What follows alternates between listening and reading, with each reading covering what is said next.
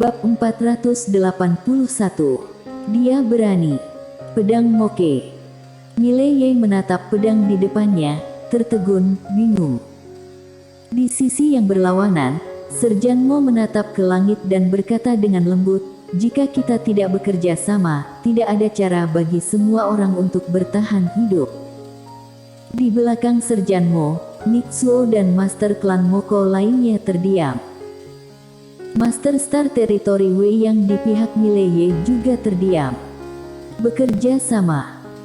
Pada saat ini, entah itu orang-orang klan Moko atau orang-orang dari Star Territory Wei yang mengerti satu hal, yaitu, jika kedua belah pihak tidak bergabung, sama sekali hanya ada jalan buntu. Bekerja sama, mungkin ada jalan keluarnya. Meskipun mereka dulunya musuh, sekarang, untuk bertahan hidup, kedua belah pihak harus bergabung. Mileye mengulurkan tangannya untuk memegang pedang Moko di depannya.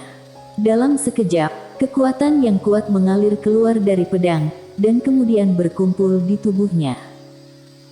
Tubuh Mileye bergetar, dia tiba-tiba membuka matanya, sebenarnya ada dua pupil darah di matanya. Ekspresi Mileye berubah, dia dengan cepat melepaskan pedangnya dan menatap Serjan Mo. Serjan Mo berkata dengan lembut, "Pedang Moko, sejak nenek moyang pertama keluarga klan Moko, tidak ada yang bisa menggunakan pedang ini. Pedang ini memiliki kekuatan Moko dan keinginan untuk membunuh.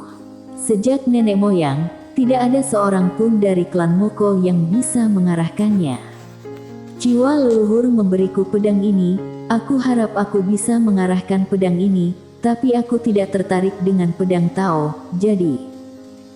Mengatakan itu, dia memandang Mileye, "Aku akan meminjamkannya untukmu sementara."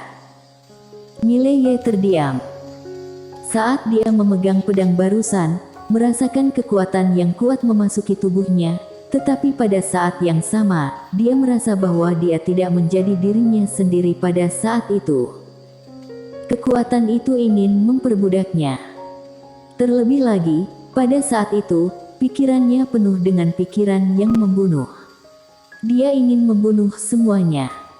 Serjan Mo tiba-tiba berkata, "Apakah kamu tidak berani mengambilnya?" Mileye menggelengkan kepalanya, "Aku akan mati. Apalagi yang berani diambil." Setelah itu, dia langsung memegang pedang Moko. Duar. Kekuatan kuat mengalir ke tubuh Mileye dalam sekejap, mata Mileye terbuka lagi, dan di rongga mata ada dua pupil merah darah.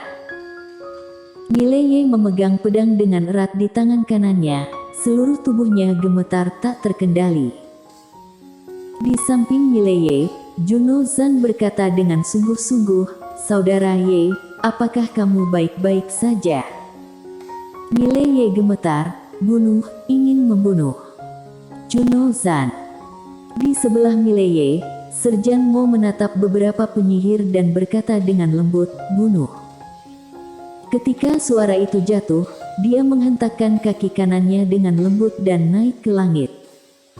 Pembunuh bumi dan yang lainnya mengikuti dengan cermat, tetapi Nixuo tidak mengikuti. Di pihak Mileye, si botak dan yang lainnya tidak mau kalah, mereka semua naik ke langit. Tapi Mileye masih di tempat yang sama. Pada saat ini, dia tidak bisa mengendalikan kekuatannya terlalu cepat. Ketika dia bangun, dia menemukan bahwa pikirannya sedikit bingung. Pada saat ini, Nixuo yang berada di samping Mileye, tiba-tiba berkata, "Pembunuhan. Gunakan pembunuhan untuk menguras kekuatan itu." Mileye melonjak langsung ke langit, membunuh master-master asing itu di udara. Di udara, Bimo, sang pemimpin, memandang Serjan Mo dan yang lainnya yang bergegas, tanpa ekspresi. Di belakangnya, master yang tak terhitung jumlahnya bergegas menuju Serjan Mo dan yang lainnya. Serjan Mo, yang bergegas di depan, tiba-tiba menjulurkan tangan kanannya ke depan, dan kemudian meraih. Duar. Ruang hampa di depannya langsung terdistorsi dan ilusi.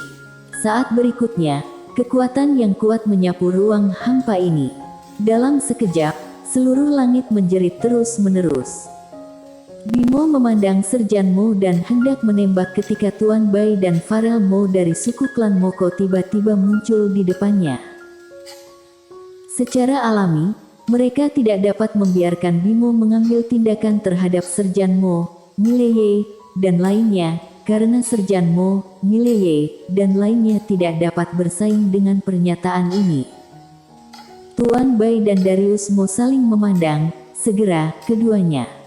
Dia menyerang langsung ke arah Bimo. Mata Bimo berangsur-angsur menjadi dingin, formasi pengorbanan. Suara itu jatuh, dia menarik tangannya dengan keras. Sebuah bendera merah menyala muncul di depannya, lalu di belakangnya, 3 bendera merah menyala muncul di depan 3 penyihir. Saat berikutnya, 4 bendera merah menyala itu langsung ilusi. Pada saat yang sama, ruang di sekitarnya tiba-tiba menjadi panas dan gelombang api menembus dari ruang di sekitarnya, kemudian tenggelam ke arah Tuan Bai dan Farel Mo. Bimo menoleh untuk melihat salah satu penyihir, pergi dan tangani Mileye itu. Penyihir ilahi sedikit mengangguk, saat berikutnya, dia menghilang langsung di tempat, sementara itu, gelombang api jatuh dari udara dan langsung menuju Mileye. Di bawah, Mileye sepertinya memiliki perasaan, dia tiba-tiba mengangkat kepalanya. Dalam sekejap, dia menginjak kaki kanannya, lalu langsung berubah menjadi pedang-pedang Tao dan naik ke langit. Sama seperti itu, cahaya api dan pedang Tao bertabrakan di udara dengan cara yang paling brutal. Duar. Seluruh langit bergetar. Cahaya pedang yang tak terhitung jumlahnya dan lampu api bergoyang di langit, Mileye juga dibanting oleh kekuatan yang kuat itu.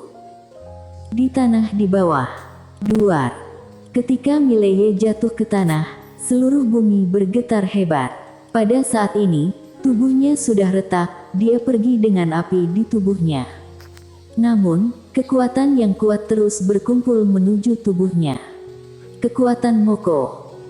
Kekuatan ini masih dengan panik memperbaiki tubuh Mileye, tetapi juga merusak kewarasannya. Jika bukan karena keteguhan pikirannya, dia akan diperbudak oleh kekuatan ini. Di udara, penyihir ilahi menatap Mileye, dia tidak menyangka Mileye akan bisa melawannya. Asal tahu saja, tingkatan alamnya beberapa langkah lebih tinggi dari Mileye. Gila.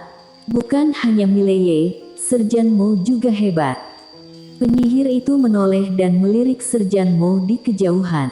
Pada saat ini, Serjan Mo membantai dengan liar. Kecuali master dari generasi yang lebih tua, hampir tidak ada yang bisa menahan Serjan Mo in. Selain itu, unicorn jahat dan anjing kaisar juga sangat menakutkan. Setelah 2 binatang buas bergabung, mereka melawan sebagian besar monster. Jika seperti ini, pembunuh langit, pembunuh bumi dan yang lainnya tidak bisa menang, situasi mereka akan menjadi sangat buruk. Pada saat ini, Mileye di bawah tiba-tiba berubah menjadi pedang Tao dan naik ke langit. Penyihir itu menarik kembali pikirannya, dia menatap Mileye. Cahaya pedang lewat, dan ruang hampa tercabik-cabik inci demi inci. Penyihir itu menjepit segel dengan kedua tangannya. Saat berikutnya, ruang hampa di depannya mulai bergetar hebat seperti gelombang. Ketika Mileye bergegas di depannya, dia tiba-tiba melihat ke arah Mileye, atur. Suara itu jatuh, ruang hampa di sampingnya dan Mileye tiba-tiba bergetar, lalu menyusut dengan cepat. Mileye terjebak di tempatnya. Penyihir itu memandang Mileye dengan dingin, kamu masih lemah. Pada saat ini, ruang hampa itu tiba-tiba kembali normal. Pedang Mileye langsung masuk, menunjuk langsung ke alis sang penyihir. Melihat adegan ini, wajah penyihir sangat berubah. Dia tidak menyangka bahwa Mileye akan dapat menembus teknik terlarangnya dengan begitu mudah. Dalam pandangannya, ini tidak mungkin. Tetapi pada saat ini, Sudah terlambat baginya untuk berpikir terlalu banyak, dia menarik tangannya ke depan, dan perisai ilusi muncul di depannya. Pedang Mileye akan datang. 2. Perisai ilusi itu bergetar hebat, dan kemudian retak. Mileye memutar pedangnya dengan tajam. 2. Perisai itu hancur berkeping-keping, pedang itu langsung masuk, tetapi pada saat ini, penyihir itu sudah mundur 100 meter jauhnya. Pada saat yang sama, roket meluncur ke arah Mileye seperti hujan lebat. Di kejauhan, Mileye tiba-tiba meraung, lalu saat berikutnya, dia mengayunkan pedangnya ke depan dengan tajam. Dalam sekejap, banyak pedang cahaya yang keluar dari pedang Moke. Memancar. Bum bum bum. Untuk sementara, raungan terus bergema. Di kejauhan, si penyihir tiba-tiba membentuk sidik jari aneh di tangannya. Tak lama kemudian, puluhan ribu roket muncul di sekelilingnya. Penyihir itu memandang Mileye di lautan api yang jauh, lalu tangannya terbanting ke depan, 10.000 api membakar langit. Suara itu jatuh, roket-roket itu tiba-tiba melayang di angkasa dan menghantam Mileye di kejauhan. Di lautan api di kejauhan, Mileye tiba-tiba mengangkat kepalanya. Di matanya, tak terhitung banyaknya cahaya pedang Tao yang keluar, tapi kali ini cahaya pedang itu berwarna abu-abu. Sepotong cahaya pedang bergoyang, dan roket-roket itu langsung pecah dan terpotong. Penyihir itu hendak bergerak ketika Mileye, yang tidak jauh darinya, tiba-tiba menginjak kaki kanannya. Tes. Sinar cahaya pedang melintas di lapangan. Murid penyihir ilahi tiba-tiba menyusut, saat berikutnya, api tipis muncul dari seluruh tubuhnya. Dan saat ini, Mileye sudah berada di belakang penyihir. Mileye berdiri tegak, dengan setetes darah di ujung pedang Moke di tangannya. Di belakang Mileye, penyihir ilahi melihat ke depan dengan tidak percaya, tangannya masih memegang segel dan ada kekuatan kuat yang bergerak di sekelilingnya. Bagaimana dia mati? Tentu saja dia tahu. Pada saat itu, kecepatan Mileye langsung meningkat setidaknya 5 kali lipat. Dan jarak antara dia dan Mileye kurang dari selusin meter sekarang. Dengan jarak yang begitu kecil, kecepatan 5 kali lipat ini membunuhnya dalam sekejap. Sedikit saja. Selama Mileye sedikit lebih lambat, bahkan sedikit, dia bisa memblokir pedang mematikan ini. Sangat disayangkan bahwa, sedikit saja itu membuatnya mati.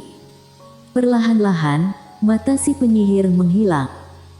Dan pada saat ini, pedang tiba-tiba jatuh ke tubuh penyihir. Pedang penakluk jiwa. Dalam sekejap, jiwa penyihir surgawi itu langsung tertelan. Pada saat ini, suara yang sedikit bersemangat dari jiwa kecil terdengar di benak Mileye. Tuan kecil, kekuatan ilahi dan jiwa orang ini sangat kuat. Jika menelan 2 lagi, aku pasti bisa mendapatkan dorongan besar, juga bisa membuka gerakan baru. Di udara, Mileye memegang pedang di tangannya dengan erat. Pada saat ini, dia masih memiliki sedikit rasionalitas, sehingga dia secara alami dapat memahami kata-kata pedang penakluk jiwa. Namun, dia sudah merasa bahwa dia tidak bisa lagi menekan kekuatan Moko dan pikiran untuk membunuh. Bunuh. Dia sekarang penuh dengan pikiran pembunuhan. Pada saat ini, pedang penakluk jiwa kembali ke tubuh Mileye. Tuan kecil, kekuatan dalam pedang itu bukan milikmu. Ingat, jangan dikendalikan olehnya. Jika tidak, tuan kecil akan diperbudak oleh pedang dan menjadi budak pedang. Budak pedang. Mileye tertegun, lalu bertanya, apa maksudmu? Huke berkata dengan sungguh-sungguh, orang dapat memperbudak pedang, pedang juga dapat memperbudak orang. Tuan kecil, ingat, jangan diperbudak oleh pedang, jika tidak, itu akan mengendalikanmu untuk menyerang orang-orang tersayangmu, sehingga benar-benar memotong semua pemikiran yang kamu miliki. Berbicara tentang ini, Dia memberi sedikit jeda, dan kemudian berkata, "Jika Tuan kecil dikendalikan, sangat mungkin kamu akan membunuh adikmu dengan tanganmu sendiri." Tidak. Pada saat ini, Mileye tiba-tiba meraung, "Persetan, berani." Suara itu jatuh, dan tiba-tiba dia mengambil pedang Moko dan meraung seperti binatang buas, "Jangan sembarangan." Pedang Moko bersambung.